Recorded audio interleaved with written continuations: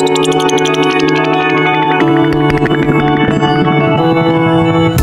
this is HKHQ TV. Today on the Artist Profile, we'll be talking to Phil Hayes. He's a surfer, a designer, and a fantastic artist who specializes in pop street art. I came to Hong Kong 3 years ago to work for Quicksilver. I'm also an artist, and I found Hong Kong to be a fantastic place to be an artist. I've had 3 solo shows in 3 years. So why don't you tell us a little bit about the artwork that you do? What materials do you work with? What themes do you explore? When I first arrived in Hong Kong, I was fascinated with the whole cultural clash between Australia and Hong Kong. In the pieces you'll see Chinese stencils, you'll see Australian iconography, Australian advertising, just a whole mishmash of stuff. I was interested in trying to show the workers in our factories in a different light as well.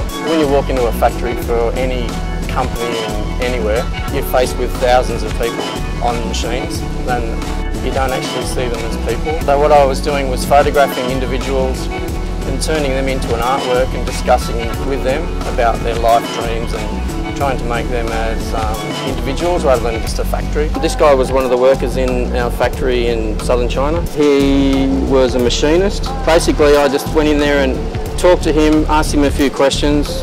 So that's kind of the questions and answers about his life. How did you find working with them? Were they forthcoming? Were they shy? Were they surprised that you were interested in them? A bit of everything, actually. This guy was really pleased. His hopes and dreams were to become a famous and rich man, I think like most of them. But so he was really pleased with the whole idea of exposure and getting himself out there. I understand you do a lot of surf art. Tell us a little bit about that. I had some small surfboards made by Phil Grace. He's a shaper for Quicksilver. I painted a couple and they sold to friends straight away. So I thought, well, let's do a show on surfboards. So I basically used the surfboard as the canvas. It went really well in Hong Kong because it was so unique, and it's a really beautiful shape for a Hong Kong apartment. It's a really easy thing to hang on the wall. And the third show that I just finished 2 weeks ago was 108 dogs. They're sculptures, they're about this big.